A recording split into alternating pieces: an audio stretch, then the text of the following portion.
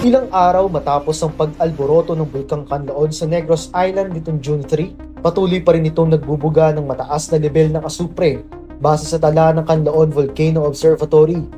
Apektado rin ang mga Negrense ng ashfall.